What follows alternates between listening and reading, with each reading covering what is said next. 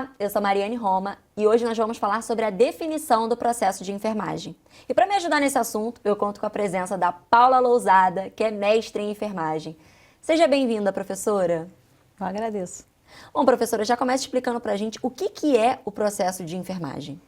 O processo de enfermagem ele é uma metodologia em que o enfermeiro constrói todo o plano de cuidado que a equipe de enfermagem vai realizar com a pessoa sob seu cuidado. Então, a partir do momento em que a gente tem um processo, significa que nós temos o começo, o meio e o fim. Nós temos um objetivo a ser alcançado e depois nós temos uma avaliação se esse objetivo de fato surtiu o efeito desejado. Então, o processo de enfermagem ele é estabelecido por uma resolução, uma normativa. Nós tivemos uma atualização no ano de 2024 com a resolução 736 do COFEN, em que mais uma vez ele estabeleceu que esse processo de enfermagem que está dentro da sistematização da assistência de enfermagem tem que ser realizado em todos os ambientes e que tem equipe de enfermagem. Então, em outras palavras, o que significa? A equipe de enfermagem vai realizar um trabalho numa escola para verificar se as crianças estão com a caderneta de vacinação atualizada. Tem que ser construído num processo. Qual é o objetivo da equipe de enfermagem nessa escola? E no final, como é que a gente vai avaliar se o objetivo foi atingido? Nós estamos falando de uma equipe que atende uma pessoa idosa num home care. Da mesma forma. É trabalhar com a saúde do trabalhador numa empresa. É da mesma forma. E aí esse processo ele é composto por 5 etapas, que são 5 etapas interrelacionadas e dinâmicas. Em outras palavras, a equipe só consegue seguir para a etapa posterior, seguinte, Sim. quando a anterior foi cumprida. Então, assim, eu não tenho como avaliar um cuidado se o cuidado não foi realizado. Eu não tenho como realizar o cuidado se o enfermeiro não prescreveu. O enfermeiro não tem como prescrever se ele não realizou o diagnóstico. E a gente não tem como fazer o diagnóstico se a gente não entrevistou e examinou a pessoa. Então, por isso que ele é interrelacionado, ele é dinâmico. Com essa atual resolução, a 736, nós tivemos uma mudança no nome dessas etapas. Então, a primeira etapa do processo de enfermagem é chamada de avaliação de enfermagem, que é no momento em que a gente está no nosso consultório, na beira do leito, a gente vai realizar a entrevista com essa pessoa. Então, como ela gostaria de ser chamada, qual a idade dela, qual é a queixa principal. Depois que a gente coloca isso tudo muito bem registrado, a gente passa para a atividade seguinte, que é realizar o exame físico, o exame clínico, para de fato observar se aquilo que foi o incômodo inicial da pessoa, de fato já tem algum sinal e sintoma. Depois que a gente conclui essas 2 ações, a gente passa para a segunda etapa, que é o diagnóstico de enfermagem. E as pessoas geralmente criam algumas confusões quando falam assim, poxa, mas enfermeiro diagnostica? Qualquer profissional realiza diagnóstico. Se aqui, por exemplo, tivesse uma rachadura, a gente ia chamar um engenheiro para fazer um diagnóstico da viabilidade da parede. Então, o diagnóstico de enfermagem é realizado, é privativo pelo enfermeiro. E o que o enfermeiro diagnostica? Nós diagnosticamos aquilo que é chamado de resposta humana, diferente do médico que diagnostica a doença. O que é uma resposta humana? Você, por exemplo, recebeu o diagnóstico médico de pneumonia. Então, quando o enfermeiro ele vai fazer o seu exame, ele vai ver como o seu corpo está respondendo a essa pneumonia. Pode ser que você esteja apresentando tosse e febre, mas você não sente dor. E aí existe uma outra pessoa com um diagnóstico médico de pneumonia, só que a pessoa não tem febre e nem tosse, a pessoa só está reclamando de muita dor e catarro. Então, para o diagnóstico médico, as 2 estão com pneumonia, mas para o diagnóstico do enfermeiro, são diferentes as respostas humanas. Então, como o nosso trabalho é baseado na necessidade da pessoa, para você que está com dor e febre, vão ser alguns cuidados, para aquela pessoa que está com excesso de secreção, vão ser outros totalmente diferenciados. Então, isso é algo que a gente sempre explora com os alunos, para eles entenderem bem o que é esse diagnóstico de enfermagem, que é complementar ao médico, mas também é bem diferente.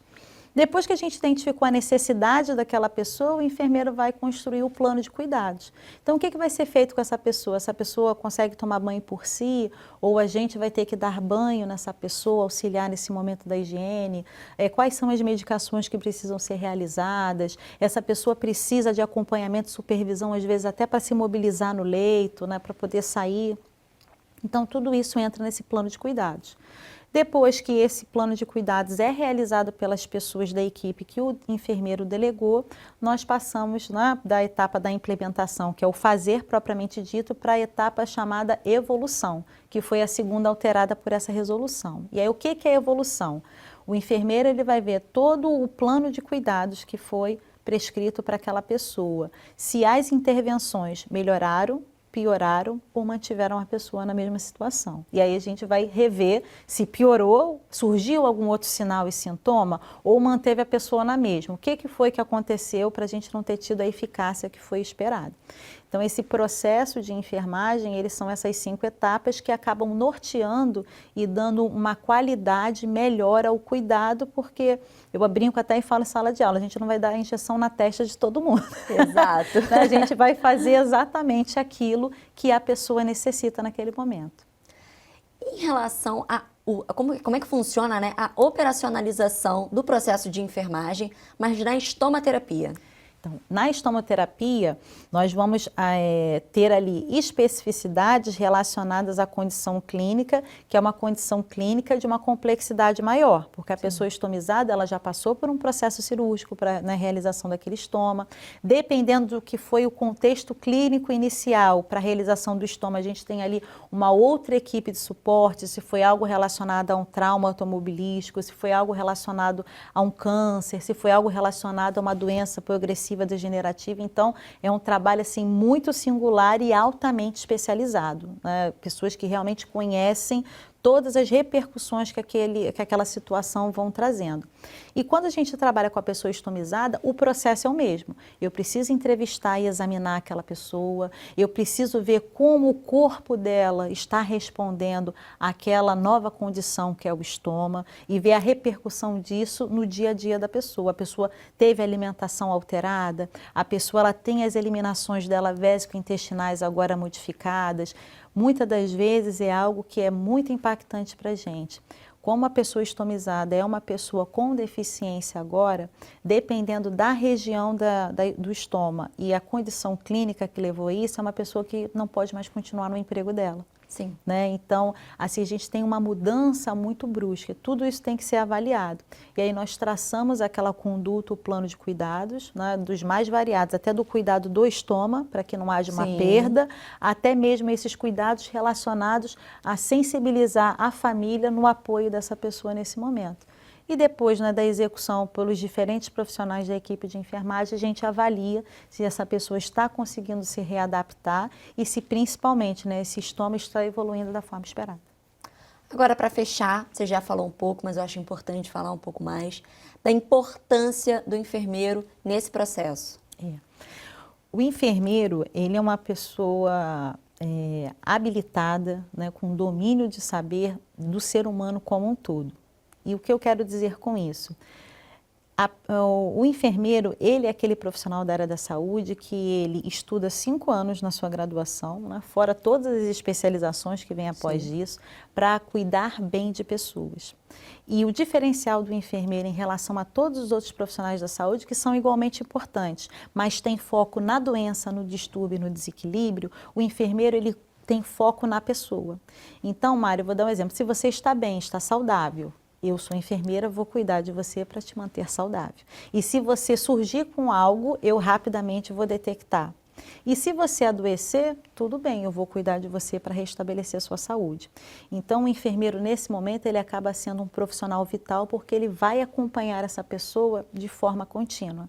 Desde o momento em que ele se prepara para a cirurgia, ao momento pós-operatório e o retorno dessa pessoa para casa, se adaptando agora a essa nova condição. Então, a enfermagem ela é bem diferenciada de todos os profissionais de saúde porque nós cuidamos de pessoas, não cuidamos da doença, né? Outros profissionais são responsáveis por isso.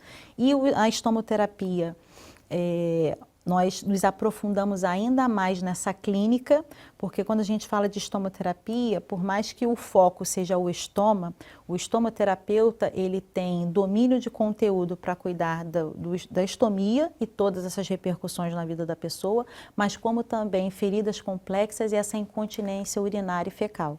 Então, acaba sendo um leque muito amplo, porque se nós formos falar então de feridas, a gente não consegue nem ter um número fidedigno, né, da quantidade de pessoas que são na casa de milhões que apresentam nesse exato momento algum tipo de ferida no corpo.